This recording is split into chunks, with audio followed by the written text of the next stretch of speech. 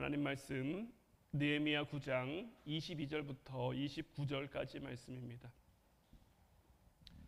느헤미야 9장 22절부터 29절까지 말씀,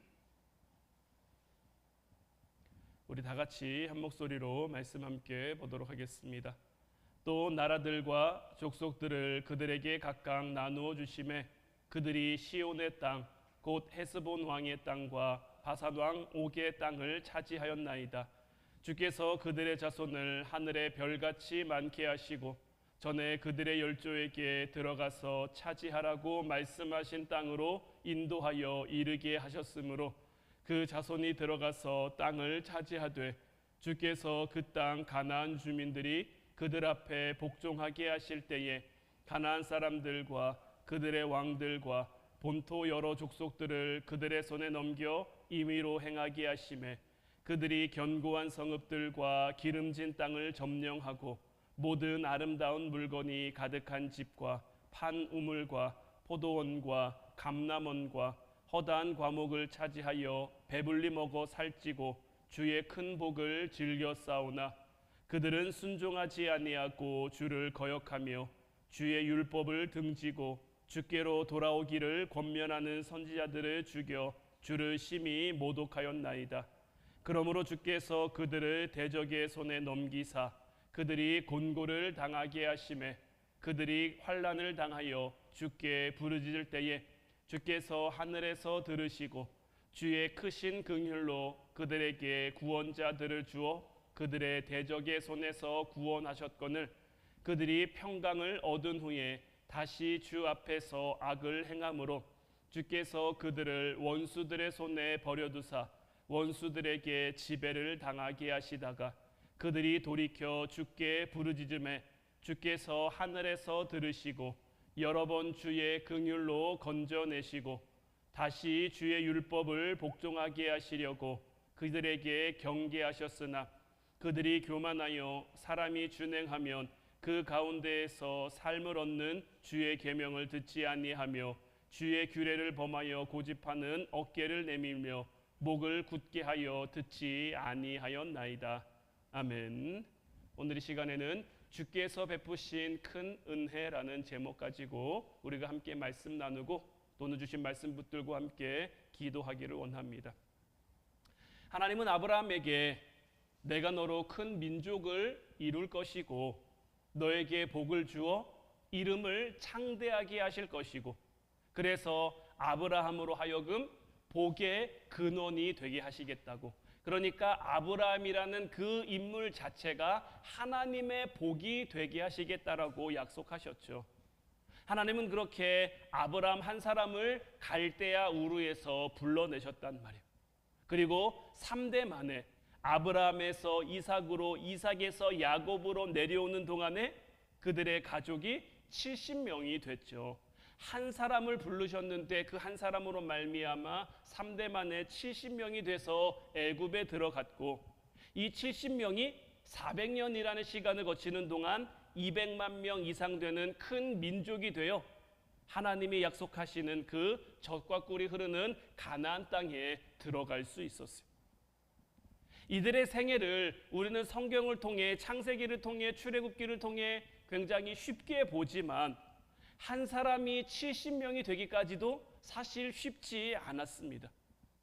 아브라함이 그의 생애를 하나님의 말씀대로 살아가는 것, 어떻게 보면 한 번도 경험해 보지 못한 삶의 모습들이잖아요. 하나님이 눈에 보이시는 것도 아니고 하나님이 물론 하나님의 능력으로, 하나님의 행함으로 아브라함과 함께 하시기는 하지만 뭔가 눈에 보여지는 딱 이것이 하나님이다라고 할 만한, 왜냐하면 그 시대는요, 우상들이, 아브라함도 원래 뭐 하던 집안 사람이었습니까? 우상 만드는 집안 사람이었잖아요. 그러니까 그들에게 신이라고 하는 건요, 비록 우상의 모습, 뭐 돌이나 금속이나 이런 걸로 만들 수는 있지만 실체가 있는 그런 모습이 있는 신들이란 말이에요. 그런데 하나님은 그런 실체도 없죠, 모양도 없죠. 하나님을 떠올리면 어떤 형상을 그릴 수 있으면, 어떤 그 이미지가 있으면 그것이 좀 더 구체화돼서 삶으로 들어올 수 있을 텐데 하나님에 대해서는 어떻게 보면 굉장히 막연하단 말이에요. 아브라함보다 먼저 하나님을 믿어서 하나님을 믿으면 이렇더라, 하나님을 믿으면 이렇다더라, 이런 어떤 정보가 있는 것도 아니고 이런 뭐 조언이 있는 것도 아니고 어떻게 보면 믿음의 1세대로, 신앙의 1세대로 그에게 주어진 삶을 하나님 말씀에 순종하며 살아가는 것 쉽지 않았을 거예요. 그래서 아브라함의 삶 가운데도 굉장히 큰 우여곡절들이 몇 번 있죠. 그 중에 어떻게 보면 아브라함의 삶 가운데 가장 큰 우여곡절이라고 한다면 어떻게 보면 아브라함에게 가장 아픈 손가락이 될 수 있는 이스마엘이라고 할 수 있을 거예요. 하나님께서 아브라함에게 아들을 준다고 하셨는데 시간이 지나도 75세의 그를 부르신 하나님이 5년이 지나고 10년이 지나고 아무런 소식이 없단 말이에요. 그러니까 사라가 조급한 마음에 하갈을 아브라함에게 붙여 이스마엘이라는 아들을 얻죠. 그런데 어떻습니까? 이 이스마엘이 그들의 소망을 담아 그들의 기대를 담아 물론 하나님 말씀대로는 아니었습니다마는 하나님 말씀을 어떻게든 이루고 싶은 그들의 욕심이었던 거죠. 어떻게 보면 하나님을 향한 거룩한 욕심이라고도 볼 수 있지만 하나님은 그런 마음을 인정하지 않으시는 거예요. 왜냐하면 하나님은 하나님의 말씀대로 우리의 삶 가운데 이루어지기를 바라시는 거예요. 우리는 그런 것들을 자꾸 우리의 욕심을, 우리의 마음을 믿음으로 포장하려고 하고 신앙으로 포장하려고 하지만 우리 하나님께서는 분명히 아신다는 말이에요. 그래서 이스마엘이라는 아들이 있고 이삭이라는 아들이 있는데 하나님께서는 누구를 택하십니까? 훗날 그들의 삶을 보면요, 어떻게 보면 이스마엘이 더 능력 있는 아들입니다. 더 재주 많은 아들입니다. 이삭은요, 사실 그의 삶 가운데 별로 한 게 없어요. 어린 시절에 하나님께 드려질 뻔했다. 우물을 3번 팠단데 사실 이 우물을 파는 것도 그냥 다른 사람과 분쟁하고 싶지 않고 싸우고 싶지 않으니까 그냥 우물을 팠을 뿐이고 우물에 물이 나게 하신 분은 누굽니까? 하나님이란 말이에요. 이삭이 잘나서 뭐 한 거는 아무것도 없습니다. 오히려 이삭은 굉장히 우유부단해서 그의 두 아들 야곱과 에서를 서로 갈등하게 만들었고 분쟁하게 만들었단 말이에요. 그럼에도 불구하고 하나님께서는 이스마엘과 이삭 중에 이삭을 택하셨죠. 이삭에게도 두 아들이 있었죠. 에서와 야곱. 이 에서와 야곱 중에서도 보면요, 에서가 그 시대 가운데 훨씬 능력 있는 사람입니다. 용감한 사람이죠. 사냥 장하는 사람이죠. 생긴 것도 그 시대 가운데 미남으로 불릴 수 있는 그런 호남형의 사람이죠. 그런데 하나님께서는 누굴 택하십니까? 야곱을 택하세요. 근데 야곱은 또 이삭과 좀 다릅니다. 이삭은요, 그래도 아버지 말에 순종하는 맛, 하나님 뜻에 순종하는 맛이라도 있죠. 야곱은 어떻습니까? 돈 무지하게 좋아하고요, 여자 무지하게 좋아하고요. 야곱 보세요. 자기가 지금 도망 다녀 목숨 부지하기 위해 삼촌 라반의 집에 갔단 말이에요. 가자마자 한눈에 라헬에게 반해버려서 그 라헬을 얻기 위해 14년이라는 시간을 봉사하잖아요. 그거 하면서도 자기 손해보기 싫어서, 자기 재물 저기하기 싫어서 삼촌 라반을 속여서 재산을 취득하기도 하잖아요. 어떻게 보면 하나님 앞에 참 흠 많은 그러한 인물인데 하나님의 약속을 품고 있는 야곱을 하나님께서 끝까지 인도하시고 이끌어 가시죠. 우리의 삶 가운데도요, 나 한 사람 믿어서 내 삶의 자리를 믿음의 자리, 신앙의 자리로 만든다라는 것은 결코 쉬운 일이 아닙니다. 그래서 어떻게 보면 어떤 의미로는 모태신앙이 중요한 거고 믿음의 결혼이 중요한 거다라고 이야기할 수 있는 것이 1세대의 믿음, 1세대의 신앙, 저는 사실 경험해 보지 못했습니다. 저는 저희 할머니가 1세대의 믿음, 1세대의 신앙을 가진 분이고 저희 부모님은 목사님이셨으니까 저는 1세대 믿음, 1세대 신앙을 정말 저는 알 수가 없습니다. 하지만 그분들의 경험, 그분들의 간증을 들어보면요, 1세대는 개척하는 믿음, 개척하는 신앙이기 때문에 참 많이 힘들고 참 많이 어렵습니다. 그러나 하나님께서 택하셔서 이끌어 가시는 그 삶을 살면 하나님께서 반드시 그들이 개척한 믿음의 땅에, 그들이 개간하는 신앙의 땅에 믿음의 열매가, 신앙의 열매가 맺히게 하시겠죠. 나 한 사람을 통해서 하나님께서 하나님의 뜻을 이 땅 가운데 세우셨고 자, 이스라엘 통해서 하나님이 하나님의 민족을 이루려고 하신 것처럼 우리를 택하셔서도 우리의 삶의 자리 가운데 동일한 역사를 하나님이 만들어 가시길 원한단 말이에요. 하나님께서는 이 땅 가운데 하나님의 백성들, 하나님의 사람들이 많아지기를 원하세요. 그래서 하나님께서는 아브라함 한 사람을 택하셔서 이삭의 하나님, 야곱의 하나님이 되어 70명이 애굽에 들어가게 하셨고, 그들이 400년이 지나는 동안에 200만이 넘는 큰 민족이 돼서 가나안 땅에 들어가게 하셨단 말이에요. 그런데 자, 가나안 땅에 들어가는 이스라엘 백성들의 삶은 또 어떻습니까? 하나님의 백성, 하나님의 민족, 출애굽기에 나오는 대로 그들이 하나님의 군대가 됐는데 가나안 땅까지 들어가는 그 과정도 사실 녹록치가 않죠. 여러 가지 어려움도, 여러 가지 힘들도. 그러나 하나님께서는 그들을 통해 오늘 본문 22절, 23절 말씀에 이 느헤미야가 고백하는 것처럼 또 나라들과 족속들을 그들에게 각각 나누어 주심에 그들이 시온의 땅 곧 헤스본 왕의 땅과 바산 왕 옥의 땅을 차지하였나이다. 주께서 그들의 자손을 하늘의 별같이 많게 하시고 전에 그들의 열조에게 들어가서 차지하라고 말씀하신 땅으로 인도하여 이르게 하셨다라고 되어 있죠. 자, 하나님이 약속하신 말씀이 이루어졌습니까? 안 이루어졌습니까? 이루어졌죠. 그러면 우리에게 주신 하나님의 약속, 하나님의 말씀들은 이루어질까요? 안 이루어질까요? 반드시 이루어집니다. 왜냐하면 지금 이 순간에도 하나님은 하나님의 일을 하고 계시고요, 하나님이 약속하신 그 말씀을 이루어 가시고 성취해 가시기 때문인 거예요. 우리가 믿으면, 믿음으로 나아가면 하나님의 뜻이 이루어지는 거예요. 그래서 이어지는 24절 25절 말씀 보면 그 자손이 들어가서 땅을 차지하되 주께서 그 땅 가나안 주민들이 그들 앞에 복종하게 하실 때에 가나안 사람들과 그들의 왕들과 본토 여러 족속들을 그들의 손에 넘겨 임의로 행하게 하심에 그들이 견고한 성읍들과 기름진 땅을 점령하고 모든 아름다운 물건이 가득한 집과 판 우물과 포도원과 감람원과 허다한 과목을 차지하여 배불리 먹어 살찌고 주의 큰 복을 즐겼다라고 되어 있는 것처럼, 자, 이스라엘 백성이 400년이라는 시간 동안 하나님의 어떤 그 고난, 하나님이 주신 고난을 잘 감당했고, 광야 40년 동안 물론 여러 가지 원망과 불평은 있었습니다마는 그래도 하나님이 인도하시는 대로, 하나님이 이끄시는 대로 그들이 믿음의 행진을 갔더니 그들의 믿음이 가나안 땅을 차지할 만한 믿음, 하나님이 주신 은혜를 누릴 만한, 하나님이 주신 축복을 차지할 만한 그런 믿음이 돼서 그들이 그 땅에 들어가서 견고한 성읍도 얻고 기름진 땅도 얻고 아름다운 물건이 가득한 집도 얻고 우물도 얻고 포도원도 얻고 감람원과 허다한 과목을 차지하게 돼서 그들이 배불러 먹어 살찌는 그런 주님의 큰 복을 누릴 수 있게 됐단 말이에요. 자, 이를 통해서 우리가 한 가지 볼 수 있는 게 뭐냐면요, 자, 아브라함 한 사람을 택해서 70명, 야곱의 70명이 될 때까지 걸린 시간이요, 대략 한 200년 정도입니다. 한 명이 70명 되기까지 200년 걸렸는데요, 이 70명이 200만이 될 때까지는 얼마나 걸렸습니까? 400년이 걸렸단 말이에요. 뭐 정확히 성경에 나온 대로 하면 430년이 걸렸단 말이에요. 처음보다 하나님 앞에 돌아오는 시간도 빨라지고 숫자도 많아져요. 왜 그렇습니까?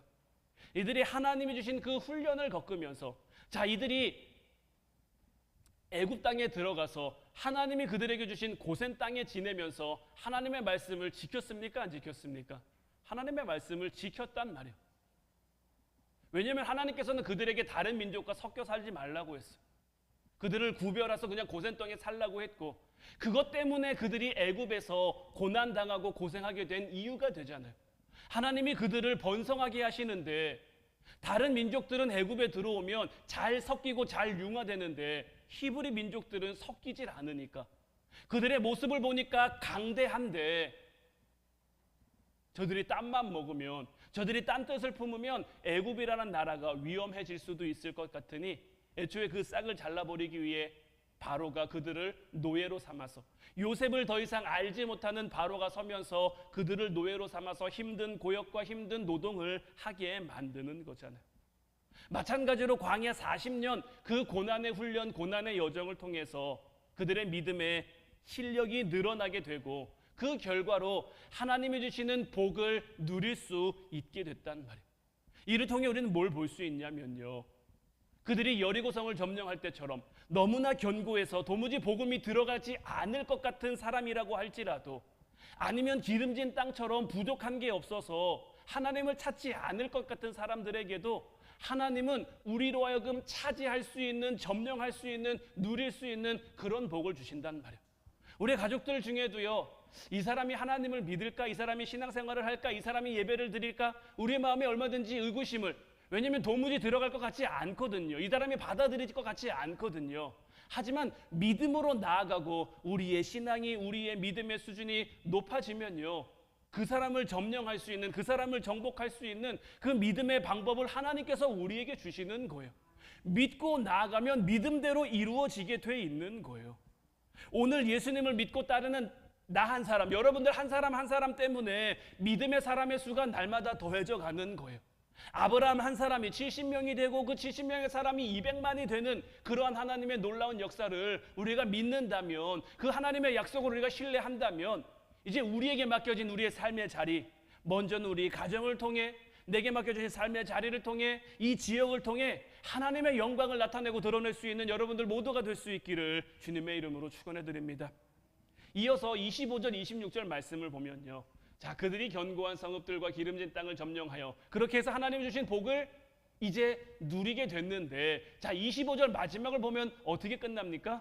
즐겨 싸우나로 끝난단 말이에요. 그러니까 그런 나라는 접속사가 여기에 지금 함께 포함되어 있는데, 자, 성경에서 이 그러나가 나올 때는요, 항상 우리가 긴장해야 되는데, 자, 이어서 26절 말씀 보면 어떻습니까? 그들은 순종하지 아니하고 주를 거역하며 주의 율법을 등지고 주께로 돌아오기를 권면하는 선지자들을 죽여 주를 심히 모독하였나이다.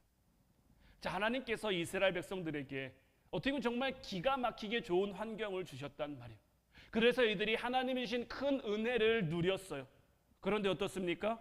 그런 나로 시작해 그들이 하나님을 거역하고 하나님의 말씀을 듣지 않고 하나님이 보내신 선지자를 죽이기까지 한 거예요. 주님의 율법을 등지고 돼 있는데, 여기서 이 등졌다라는 것은 어떤 의미냐면요, 내가 요긴하게, 내가 중요하게 입던 옷을 뭔가 도망갈 상황이 돼서 도망갈 때 버렸다라는 거예요. 또 이 말은 어떤 때 사용되냐면요, 제물로 쓸 동물을 잡는데 그 동물들을 보면 그 몸 안에 더러워서 쓰지 못하는 것들이 있죠. 그런 것들을 버린단 말이에요. 이때 사용하는 말이 바로 이 등졌다라는 표현인데, 자, 이스라엘이 지금 그런 식으로 하나님께서 그들에게 정말 그들이 온전히 즐길 수 있고 누릴 수 있는 큰 은혜와 큰 축복을 주셨는데, 그 축복 가운데서 그들이 도망하면서 하나님의 말씀을 버리는 거예요. 어떻게 버립니까? 짐승의 더러운 것을 버리는 것처럼 하나님의 말씀을 그들이 그렇게 치부하고 그렇게 여기고 그렇게 버렸다라는 의미인 거예요. 자, 이들이 출애굽해서요, 광야에서 하나님 앞에 원망하고 불평했죠. 왜 원망하고 왜 불평했습니까? 자기들 먹을 거 없다고, 자기들 마실 물 없다고, 자기들 힘들다고 하나님 앞에 원망하고 불평했단 말이에요. 배고파서, 목말라서. 그런데 이 말씀에 나오는 이들의 원망, 이들의 불평, 이들의 불순종은 무엇으로 인함입니까?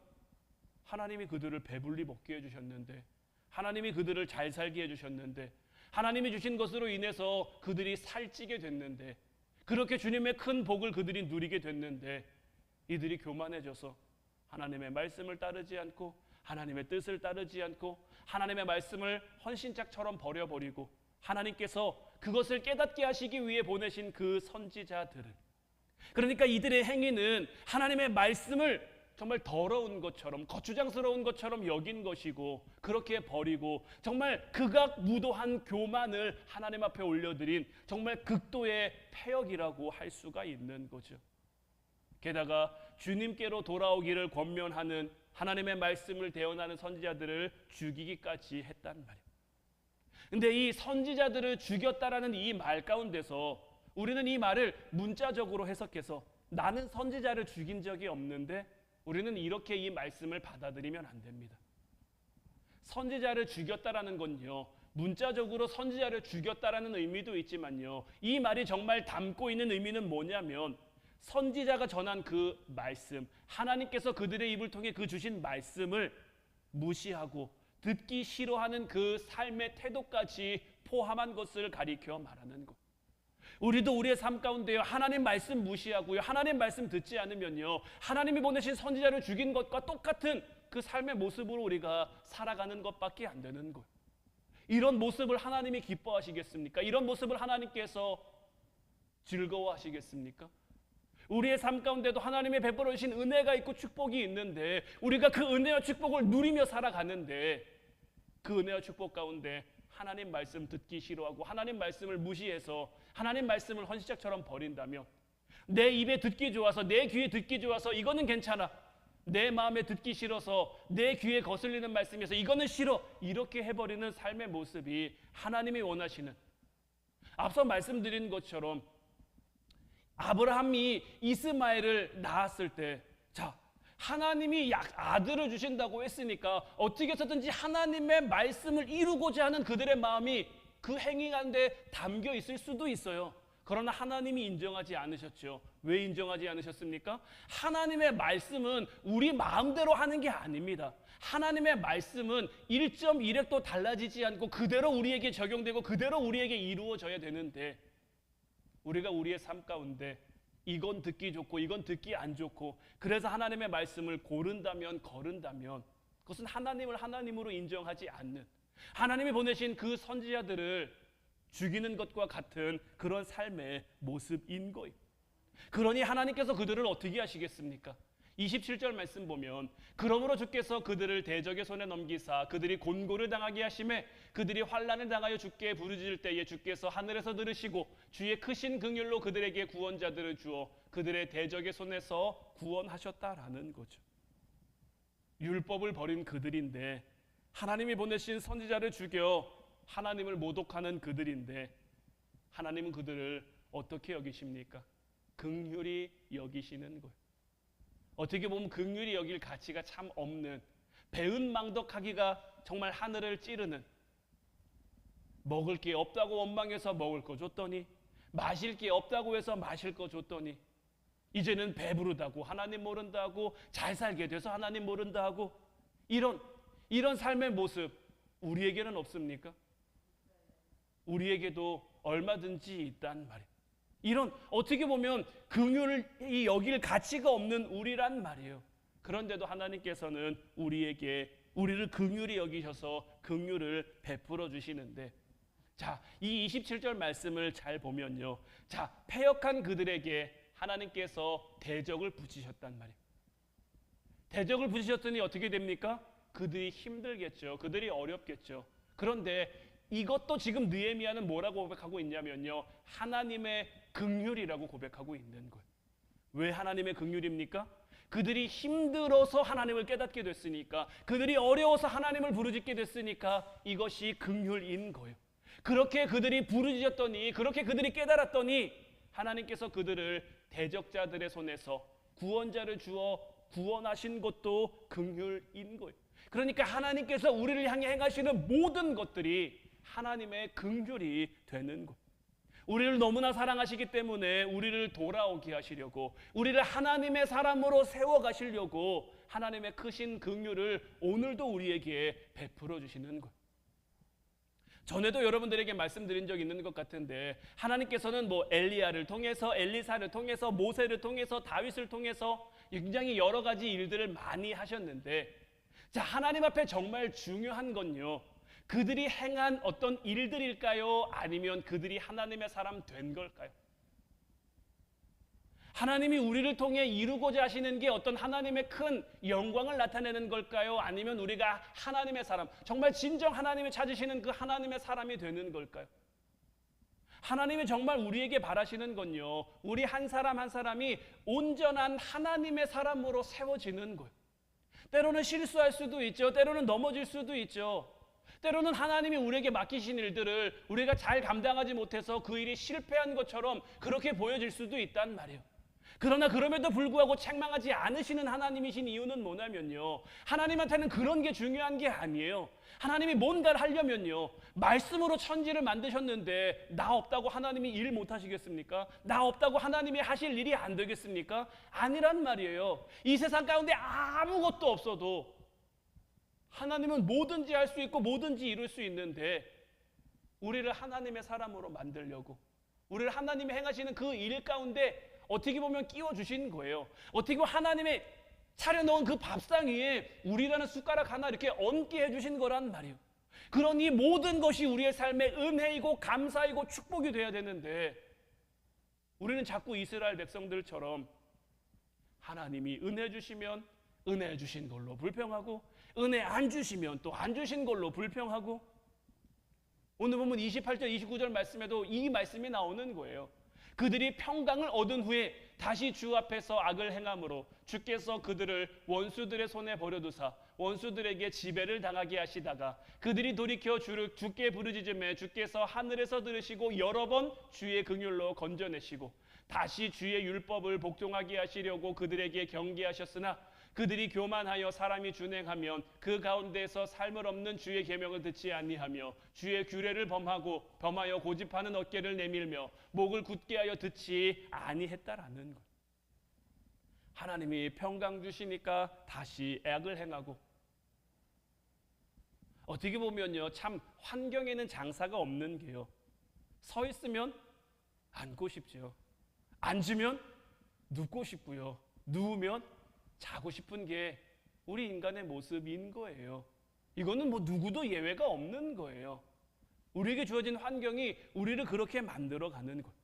환경이 좋아지면 내가 더 잘 믿겠습니다, 내가 더 잘하겠습니다, 내가 더 많이 헌신하겠습니다 하지만 환경이 좋아지고 편해지면요 그럴수록 게을러지고 그 환경에 만족하지 못하는 것이 우리의 실상이란 말이에요.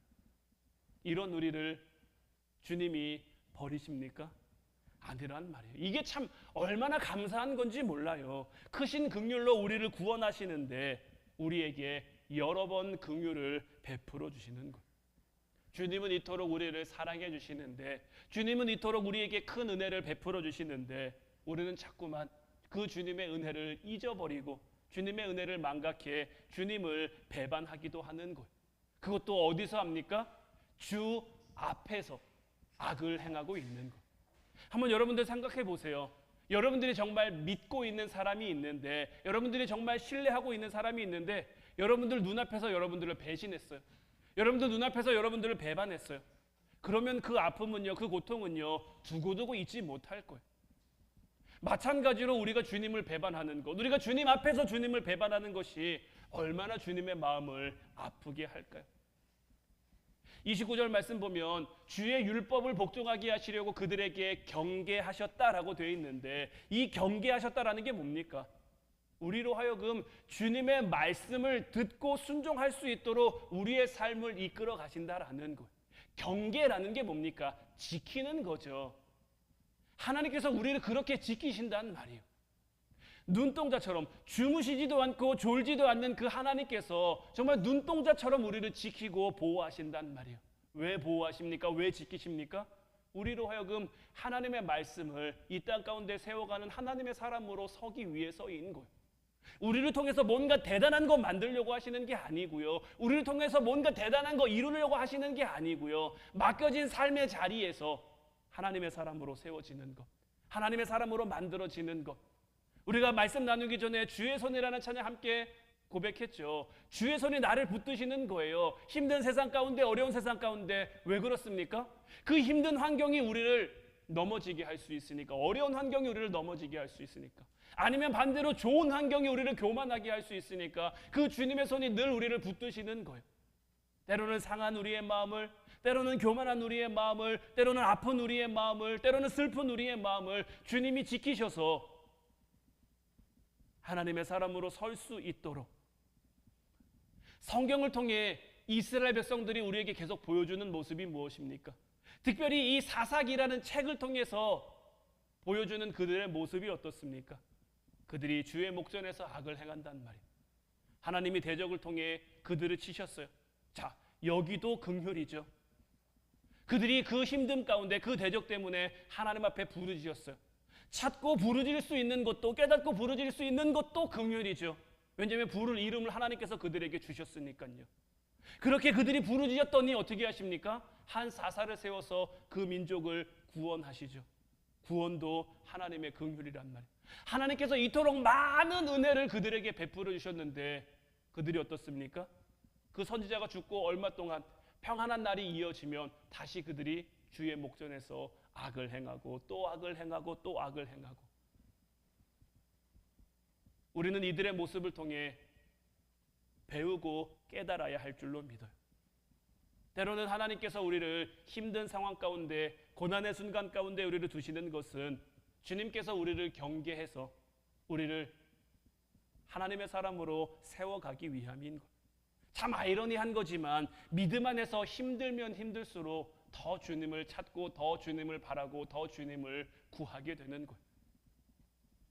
그런데 이제 바라기는, 저는 여러분들 한 사람 한 사람이 물론 우리가 힘들면 힘들수록 주님을 더 잘 바라보게 되지만, 그렇지 않더라도 하나님이 주셔서 오늘 앞서 말씀에 나온 것처럼 하나님이 은혜 주시고 하나님이 복 주시고 하나님이 포도원도 주시고 감람원도 주시고 각종 과실을 주셔서 여러분들에게 누리게 하실 때, 여러분들의 가정이 흥하고 여러분들이 하는 일들이 흥하고 잘 되고 있을 때, 그때 하나님이 주신 은혜를 잊지 않고 미리 말씀에 순종할 수 있는, 미리 하나님 뜻에 따를 수 있는, 그렇게 세워져가는 여러분들 한 사람 한 사람이 되어 이제 정말 하나님의 기쁨, 하나님의 영광이 되어가는 우리 모두가 될 수 있기를 주님의 이름으로 축원해 드립니다.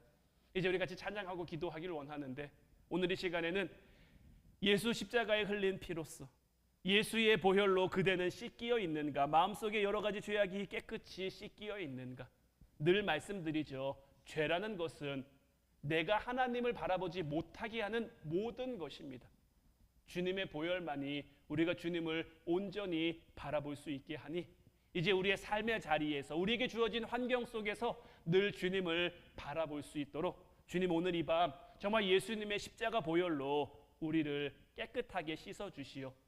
예수 십자가에 흘린 그 보혈의 피, 그 보혈의 은혜를 날마다 기억하여 말씀에 순종하며 주님께서 우리에게 베풀어 주신 큰 은혜를 온전히 누리는 저희들 되게 하옵소서. 함께 찬양하고 기도하도록 하겠습니다.